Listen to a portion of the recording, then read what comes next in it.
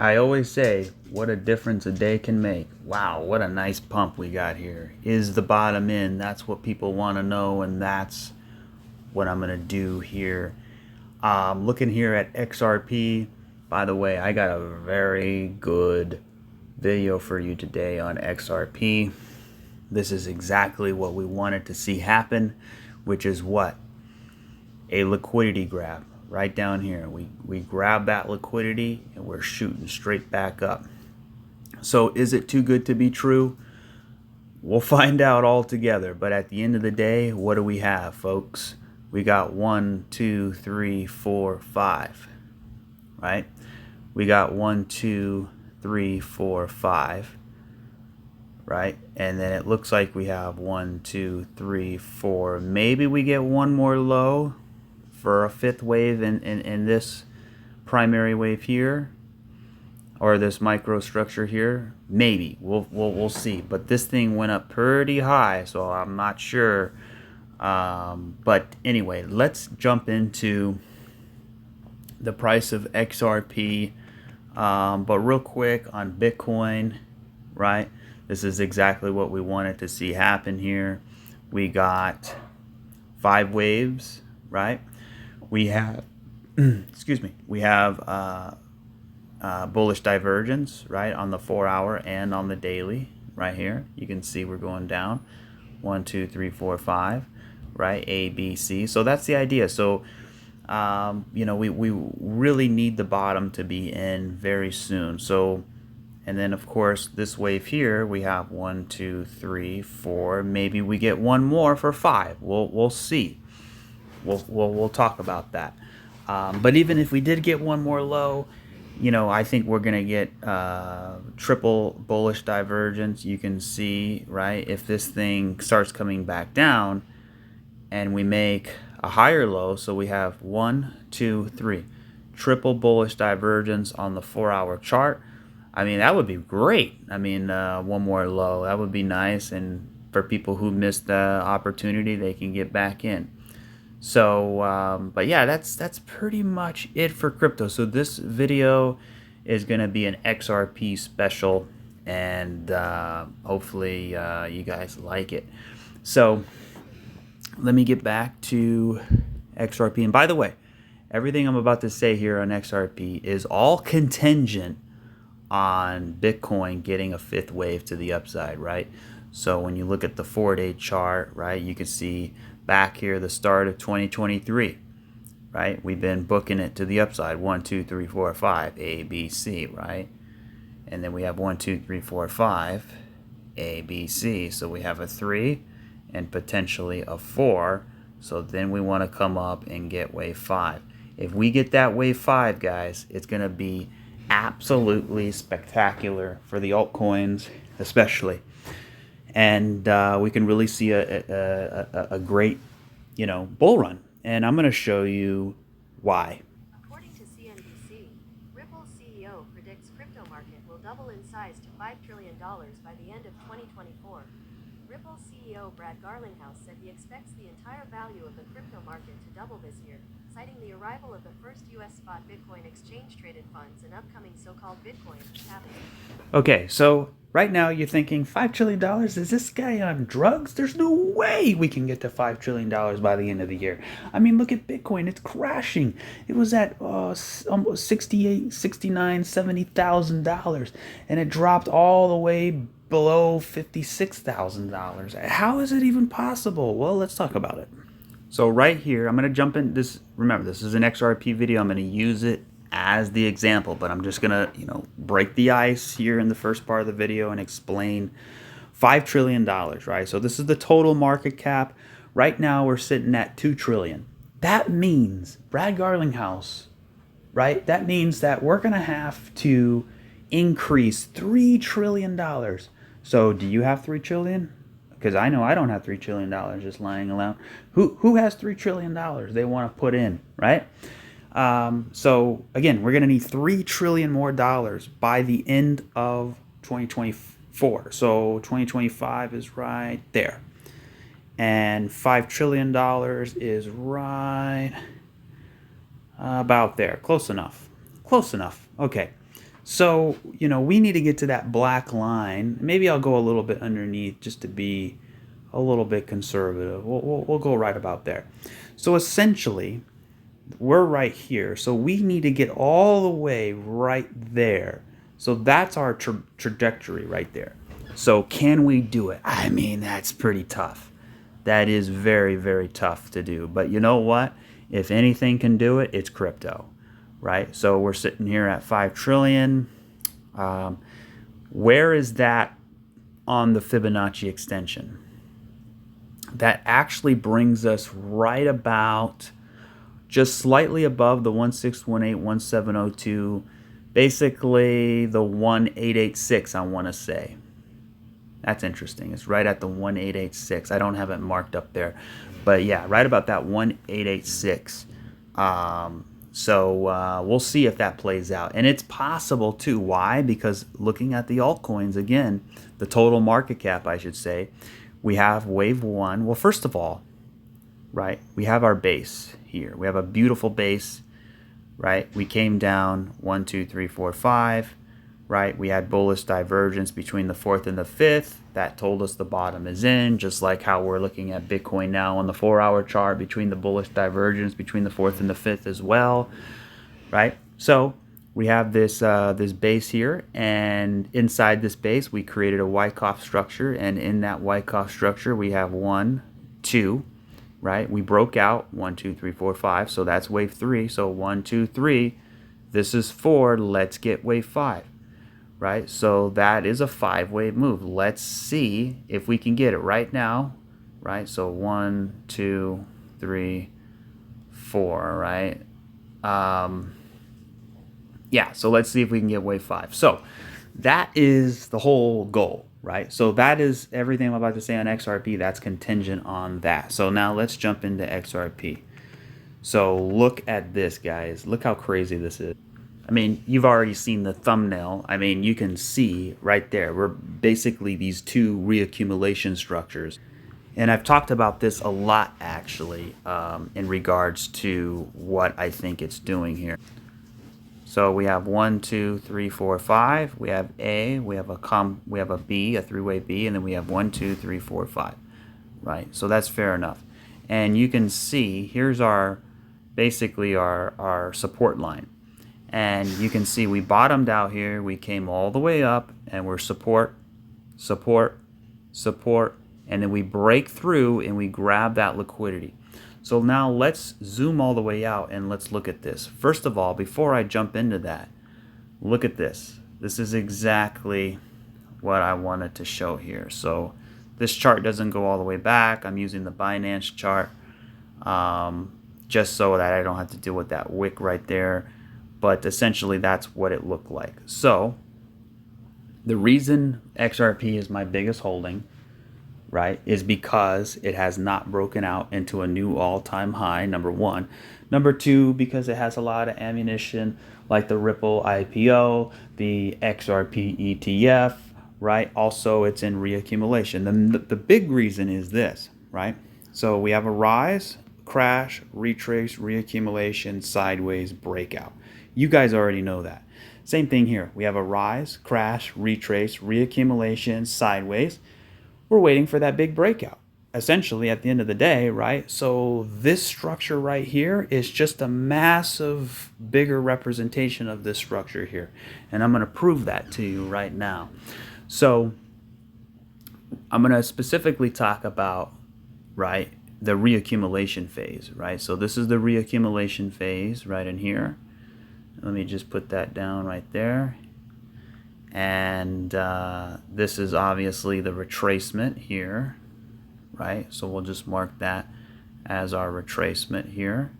And that's about it for now. So you can kind of see, right? This is our bull market. This is our bull market here. Okay, so we got all that taken care of. Now let's look at this right here. Because that's the big thing, right? How do we get this massive explosion? Well, what happened the last time? What happened the last time that allowed for such a massive move, a massive explosion here? Well, if you look here, right? You can see, actually, let me put it right there. This was essentially a liquidity grab. So let me put a line right there and another one maybe right there. So those are our black lines right there. Okay. So what happened here, right? We're going from our retracement down to reaccumulation. We made a low, right? We bounced up. We're bouncing on support, bouncing on support, bouncing on support. We came down and we grabbed that liquidity. We broke support and then we exploded to the upside. So, right here was where that took place. Now you can see it a lot better on the Bitstamp chart because of the wick, but that wick was a little bit too big so for that purpose I'm going to use this chart here. So we're going to make that blue. Okay, so there we go. So we got that taken care of, and now let's look at this one here. So the same thing kind of happened over here, right? You can kind of see it. Let me put that right about there. Okay, so let me put a line here, a couple lines so we know where the low is, right? And then here's the liquidity grab right here. So I don't know if this is the case or not, but it looks really good. So basically what I've been saying for the last several months now is we could get something where, the price comes up and it breaks the low, it grabs that liquidity, and then it takes off to the upside. So when you zoom out, let's actually go a little bit higher up on the time frame right there.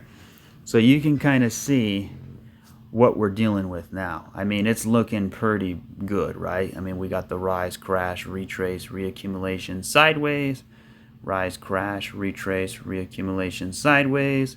And now we have the reaccumulation structure that's built on top of the support line, right? We had our low here. We went into reaccumulation, built the structure on the support line, and you can see we came down, we grabbed that liquidity in that blue box, and that's exactly what we're doing right now. So could this be very close to the bottom? Could this be a massive impulse to the upside, right? Where we get, essentially, let's look at this move here, right? I mean, if you take this fractal here, and I just take it right here to the bottom, and we'll go up a little bit here, and then I'm going to take this and I'm going to move it all the way back over to where we are now. So we can kind of see just how nice this fractal is. I mean, it's actually pretty decent here. I mean, I think I grabbed it a little bit too. There we go. So, yeah, I mean, when I take it back and forth, you can kind of see, right? We also had a 5-way move down. 1, 2, 3, 4, 5. Same thing here. 1, 2, 3, 4, 5. And you can see this big wave 4 in here, how stretched out it got, and then how long it came back, right? So you can see how stretched out it is and how long it came back. So we have the same fractal within the same reaccumulation, within the same phase, within the same area as it was before. I mean, that is absolutely remarkable, right? So everybody's given up on XRP. You can see Twitter left and right. I'm selling my XRP. It's going to zero, blah, blah, blah, blah, because everybody is so complacent that, they're getting used to the 50-cent area, and it's been 50 cents forever, and now it's dropped below 40 cents. Now it's basically torture for people who don't have the patience, even people who do have the patience, right? But at the end of the day, most people are they're giving up, right? So to me, that makes me very bullish. Why? Because if you look at the chart, and a lot of people look at the XRP chart and they say it's bearish, and I can see why they think that. But at the end of the day, when you look at it, the way that I'm looking at it, I mean, it's actually very bullish. I mean, everything is lining up exactly the way it should for the price of XRP. Yes, it's taking a long time, right? But so what? The time's going to pass regardless of, so it doesn't really matter about time, because time is going to pass any way you look at it. So you can see, right, basically our two ranges here, massive ranges, right? And both reaccumulation structures are happening within this, in the middle part of the range. So same thing here in the middle part of the range. So I go back to Brad Garlinghouse's $5 trillion prediction. Like, what does he know that we don't know, right? So the reason I'm very, very, very bullish is because XRP has a lot of ammunition, right? Number one, XRP has the lawsuit that's going on right now, right? XRP is the only one designated not a security. XRP is not a security. They ruled that back over last July. So it's been 1 year since that occurred, right? So if you go back, when did XRP explode? It actually exploded like July 12th or July 13th or somewhere in that area. And we're coming up on that anniversary very, very soon. So that's just, one little thing. But XRP has a lot of ammunition. For example, right?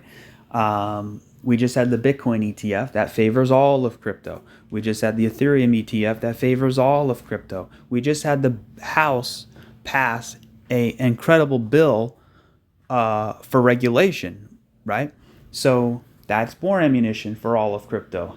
We also have Trump going to be president. I don't care what anybody says. I believe he's going to win. That's my prediction. My prediction is Trump's going to win the presidency, right? And we're going to get even more regulation. It's going to pass the Senate and the White House, right? Because if you're against crypto, it's political suicide. I mean, that's what they all know. So they all have to jump on board, whether they like it or not. They're being forced into that position, even if they are central banking puppets. They're going to pretend they like it. Like, look at me, I'm a Democrat. Vote for me. I will stand with crypto. And then you vote for them, they get in, and then they cancel the bill, right? Because they're liars, right? And not just Democrats, but all of them, really. Words are cheap, right? Talk is cheap. So at the end of the day, we'll have to see about that. So we really need more regulation. So that's more ammunition for XRP. So we have a pro-crypto president coming in next year, which I believe is going to be one of the biggest bull runs in history. Why? Because if you look at Trump's first 2 years in office back in 2017, 2018, that was one of the greatest economic booms of all time. You had a lot of businesses, right? He cut regulations, he cut taxes. It spurred a big sort of wave, a tidal wave of investment and innovation and basically business, exploding. GDP numbers were good. Everything was good, right? And I think that optimism will return next year when Trump returns into office. Maybe it might take a couple of years, but I think, put it this way. I believe XRP will break out of an all-time high either this year or next year, right? And I believe that Bitcoin will as well. And I think, we're going to get a huge alt season as well. We might even get maybe 2 alt seasons, maybe one this year and maybe one during his presidency. That I really believe that. We have the political stuff out of the way. And another reason why XRP is primed, right? And when I'm saying all those things, I'm talking about the whole market itself, not just XRP. I'm using XRP as an example. But the reason why XRP is my biggest bag is, number one, the secret sauce, which is Ripple. I mean, they're out hanging around with the IMF, right, which is the International Monetary Funds, one of the biggest banks in the world. They're hanging out with the World Bank. They're hanging out with all these big heavy hitter players, right? So it makes you wonder what they're doing here. Another reason why is because the lawsuit, Ripple wanted them to sue them so that they can get regulatory clarity. Think about it. Ripple, the company, was starving for clarity. They said, hey, you know, we met with the SEC every single day. We're trying to get a proper thing. But guess what? The banks, right, picked out Gary Gensler to be their puppet to do the bidding for the banks. Delay. So they kept delaying the process, right? And even Jay Clayton before that was delaying the process. And on Jay Clayton's last day, they sued Ripple, right, for optics, because they didn't want to look like it was political, right? But it was. So then what happened? Then they got sued. But here's the thing. Ripple wanted them to get sued to some level, because then it opens the door like, hey, if you're going to sue us, then we're not going to settle until the judge either rules in your favor or if we get regulatory clarity. And that's exactly what happened. We got regulatory clarity, right? So I think that whole lawsuit was just a big thing for Ripple. Like, think of it as, you know, like a job interview almost, right? Like a, you know, them doing a background check. So, you know, Ripple is the most vetted crypto company in history because the SEC is looking at every nook and cranny of Ripple's existence, all their business dealings, anything they can get dirt on Ripple. So basically, you know, it's a job interview, right? And they're showing the entire world, look, Ripple is as clean as a whistle. They're as clean as a whistle, okay? So it makes them look good for the position they're about to assume, which is what? Well, Ripple, to me, payments is the biggest thing in the world, right? Like grandma and grandpa might not know what a smart contract with an oracle is, but everybody knows payments. Everybody in the world has payments, cell phone payments, house payments, car payments. Everybody knows payments. XRP is solving the biggest problem in finance today, which is what? Cross-border payments. So at the end of the day, you know, it's the biggest market for crypto, which is payments. So that's another reason why. And then also, again, they're hanging out with big top leaders. And then another reason why is because XRP has been in the top 10 since the beginning of time, right? And that speaks volumes, because when you look, I'm going to go to another chart here and look at this. When you look at XRP, right, and you compare that to, like, say, or actually, let's go to Ethereum here, right? And if you compare Ethereum to XRP, you can see very clearly, right? XRP did not go on the bull run. So Ethereum, THETA, all the big coins, they went on massive bull runs all the way up, brand new all-time high. During that time, right, XRP only went into a retracement. So while everybody else was out partying and drinking, having a good time, XRP stayed home and did his homework or went to the gym and was getting stronger or whatever. And you can see we had a bear market here. But guess what? When we came down, this wasn't a bear market. This was. Why? Because XRP has been in a bear market the whole time. But where in the bear market are you? You're going into reaccumulation. So Ethereum went down into a bottoming. Here we don't know if this is a retracement. So you can see here's the rise, crash, retrace. Just like here, this is the rise, crash, retrace. So maybe Ethereum is right here.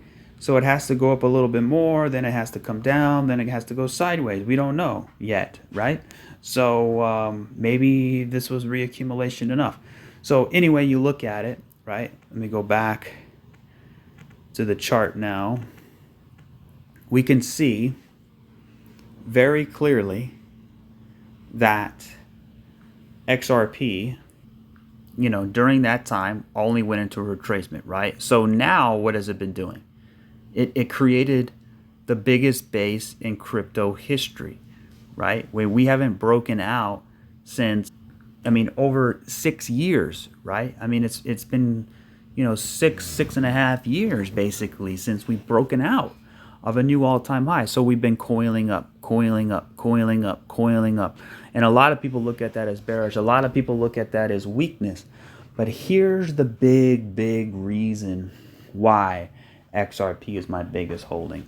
All of that plus the fact that XRP held a top 10 title despite all the carnage that has been going on. You see, when you measure a coin's strength, you do so by measuring its weakest point. So you look at a chart, right? Like take Cardano, for example, and look at its weakest, hardest time. How did it prevail under those circumstances? That's how you can measure strength. Like you cannot, like for example, like a random meme coin going up 1,000%. That is not strength, right? That is just a pump. But how does that meme coin survive in a bear market? How does that meme coin survive under a multi-year bear market, right? Does it come out stronger or does it come out weaker? That's the whole thing. And here's the big reason, right? So XRP right here, right? We all had a bull run, the whole market. We all had a bear market, the whole market. But this point right here where the circle is, right? The equivalent of what happened over here. This was only a retracement. So if that's the case, how is it possible, guys? How is it possible XRP, if XRP is in the top 10 right here, right? It's been in the top 10 since the beginning of time, right? How is it possible for XRP to remain in the top 10 despite not going on a bull run, right? We saw Ethereum go on a bull run, Cardano go on a bull run, THETA go on a bull run, Matic go on a bull run, Solana go on a bull run, but XRP did not. It stayed right here. It didn't break out, and it still held a top 10 title. Now, if, for example, Cardano never went and broke out into a new all-time high, it would have been wiped off the top 10 immediately. Okay, so now ask yourself this. Right here, the SEC came out with a lawsuit. So they sued Ripple, which means what? Which means that's a big deal. Nobody wants that sort of baggage along with their investment. So what happened? People sold, right? And that's why we couldn't get going here. But at the end of the day, when you look back in time, I'm so glad it happened. Why? I'm glad XRP didn't go on a bull run back then. Why? Because it built all of the structure in here, right? The same structure it built down in here, right? You need this long base, this long sideways base in order to get a massive explosion. And that's what happened. If XRP exploded and went to a new all-time high back when the rest of the coins did, it wouldn't be as strong as it is today, in my opinion, because it didn't build all of this structure in the chart. You see that yellow box? That is a support beam. That is a concrete, or that is a steel support beam, right? You got layers and layers of steel in there to support this massive move to the upside. That's the same thing what's happening now. But regardless of that, right, we got sued by the SEC. So why would I want to hold this as my number one position knowing that I had a lawsuit attached to its name? Well, here's the thing. Again, the SEC sued Ripple. How did it stay in the top 10? Somebody please comment below. Explain that to me. If Solana got sued by the SEC and never made a new all-time high, it would have got killed. It would have lost the top 10 so fast it would make your head spin. If Cardano or Matic or whatever, right, or even maybe Ethereum, if they got sued by the SEC, I think Ethereum would still stay in the top 10, but any other coin that got sued by the SEC that did not participate in the bull run, they would have got killed. They would have got demolished. They would have got wiped out of the top 10 so fast, right? So XRP held the top 10 despite not going on a bull run. Okay, we got that. That shows strength during its weakest moment. Its weakest moment in history was right here when they got sued. So we're still in the lawsuit. Right here you can see, right, the news event of the lawsuit going down, the news of a lawsuit, XRP is not a security, going up. So what is it going to happen, right? What's going to happen when it's completely over with? Brad Garlinghouse said sometime by the end of summer. He's pointed out the last day of summer, September 21st. It's actually my birthday. That would be one great birthday present, right? So if we get a resolution during this summer, it could easily cause a massive pump all the way up to $5, $10. Why? Because it's in the same spot. We are, if Brad, if the lawsuit was going to end, let's say last winter, I wouldn't believe it. The price to go up because it didn't built in the structure. But how is it humanly possible for everything kind of lining up like unicorns and fairy dust and it's like, how does that, whatever you want to believe, or do we live in a simulation? I don't know. But how is it possible that if the lawsuit's going to end right as this fractal should explode? That is remarkable to me. So again, timing is important, right? So it's in the structure in which we're creating in this reaccumulation structure, and the fact that the lawsuit should end this summer is all happening where it should happen. So it's actually a good thing that it's happening right now, because this is the pivot point of what you want to do, right? Remember, if I zoom in on this fractal, right, I'm not saying it's going to do that. Now, this fractal is just a representation of what could happen. Now, I don't think that's what's going to happen. I think it's going to be a lot tougher to do, right? We might have to make another low. We might have to go sideways a little bit, then break out, then maybe flag, then back test, then come break out, and then eventually we get going, right? So it's going to be grueling, but that's the time where you really want to buckle down and be serious here. So, again, you measure a coin's strongest capabilities during its weakest point, right? Like, for example, when Bitcoin, right, when you had the Mt. Gox thing, when you had, China banning Bitcoin, and, they came out like 32 times and said they were going to ban it, right? And then you had, all these little things, the FUD, right? It's FUD, F-U-D, F-U-D, FUD. That's what it is. Fear, uncertainty, and doubt, right? So all the FUD could not stop Bitcoin, right? So that's how you know Bitcoin is strong during its weakest moment, right? With all the FUD going on, it still prevailed. Okay, so when we look at XRP, where is it at? It's still in the top 10. And by the way, I forgot to mention that when we had the lawsuit, exchanges like Coinbase and Kraken and all these major exchanges delisted XRP. So how is it possible for XRP to stay in the top 10, right, and not break out into a new all-time high with an SEC lawsuit and with exchanges delisting it? How is that even possible? XRP should have died a long time ago. It basically had a gunshot to the head. That's what it was.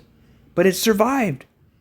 That makes me excited, right? And then you had all the Bitcoin maxis and all the XRP haters. They come out and they laugh and they say, haha, XRP's got a lawsuit. But now the tables are reversed. Now XRP's walking out the back door of the lawsuit. And now you have a lot of other coins about to enter the door. So basically, someone said the other day, right? And don't get offended when I say this. I'm just saying it because someone said it. I don't, this is a religious kind of joke. But basically, they said XRP, right? I'm unfiltered, by the way. XRP is the Jesus Christ of crypto. And I go, what the heck are you talking about? I don't think about it. Jesus died for our sins, right? He died on the cross, whether you believe that or not. I'm not saying anything religious, but I'm just saying, right? So XRP sacrificed themselves for the greater good of crypto. So now that when somebody gets, sued, right? Now they can use the Ripple lawsuit. They can use the Ripple argument, I should say. Right. So, that's what it really comes down to, is having the strength to prevail against all the odds. And then another reason why is because Ripple is the secret sauce, right? You have a company willing to spend how much money? 100, 200 million dollars on this lawsuit, right? So that told me, hey, that's really, really, really good, right? That they're showing me they're committed no matter what to XRP, which made me continue to hold and continue to buy. Okay? And now what happened, right? Now you have the lawsuit getting ready to end here, hopefully soon, right? And worst case, they have to go to trial. But at the end of the day, this is a long-term hodl position. This is, my investment I want to see grow. It doesn't have to do it immediately, but we want the whole thing to do well. So now fast forward today, right? Where are we today? Well, what's happened? Now we have even more ammunition, right? We have the Bitcoin ETF that just launched, which helps all of crypto. We have the Ethereum ETF, which helps all of crypto. And then what do you think is going to happen in 2025? Confirmed by CEO Brad Garlinghouse. We're going to have an XRP ETF. So we have the lawsuit, right? We have the exchange delisting. We have XRP staying in the top 10. We have a retracement into reaccumulation. We have an XRP ETF coming. We have a pro-crypto president coming in 2025. We have, what else, right? What else do we have? Think about the regulations. All the new senators and congressmen, right? They're all going to have to vote pro-crypto, right? We're going to get more regulation, which is going to open up more institutional doors, right? I mean, just think about all the 401ks out there. That's why I'm so incredibly bullish on crypto long term. Within the next, 5 to 10 years, it's going to be really, really great, I think. Even sooner than that, right? I think we're going to get a bull run. And I really believe we're going to get one of the biggest bull runs in history during Trump's presidency, as he is a pro-crypto, pro-business president. I think his administration, his technology sector, his financial sector, right, they're going to get together and they're going to try to find utility cases for crypto, right? Like, whatever the problem in certain businesses is, right? All of these corporations and businesses have real problems that they can use, right? Blockchain technology. And I think they're going to implement in that. We're going to get into the utility age of crypto, right? And now we're talking about THETA, right? We're talking about decentralized finance. We're talking about major things happening across the board, right? All benefiting crypto, right? So for this example, I'm using XRP. So for payments, for central banks, and by the way, I do believe, right, they're stalling on the regulation. They're stalling on all this stuff. Why? Because deep down, they don't like crypto. It's a threat to the central banking system. They don't want decentralized financial services. They want centralized, corrupt financial services so that they can make money. It's all about money. It's all about profit for them. But if you can cut out the middleman, aka the central bank, then all those profits get spread out to everybody who's in dealings with, right? So the central banks are the ones who are stealing everybody's money. And you can say, no, they don't. I put $1,000 in the bank. I still have my $1,000. Yeah, but if you put $1,000 in the bank 5 years ago, you don't have $1,000 anymore, right? And you can say, yeah, I got more interest on my money. I got 10 cents. Well, guess what? Inflation went up way more than that, so you actually have way less. So, if you had $10,000 in Bitcoin in 2010 versus $10,000 in the bank in 2010, one's a billionaire and one is still got $10,000, when in reality it's actually less than $10,000. That trend is going to continue going and going and going until the whole system cracks, right? We're going to transition away from the old central banking fiat currency system to a new blockchain-based system, decentralized system, right? My prediction is that Trump's going to win, XRP is going to blast off, We might have to go to trial, we'll see, but crypto is going to blast off as well. And also, the Federal Reserve, the central banking system, it's going to be reconstructed, right? It's a corrupt system. There's no accountability. There's no gold standard. I think the gold standard is going to come back. That's why if you look at BRICS, the nations, right, they're buying record amounts of gold. The dollar cannot compete with that. So they're going to have to force themselves to go down the gold, right? And that's going to spur more blockchain related businesses. So it's all going to get better and better and better, I really believe.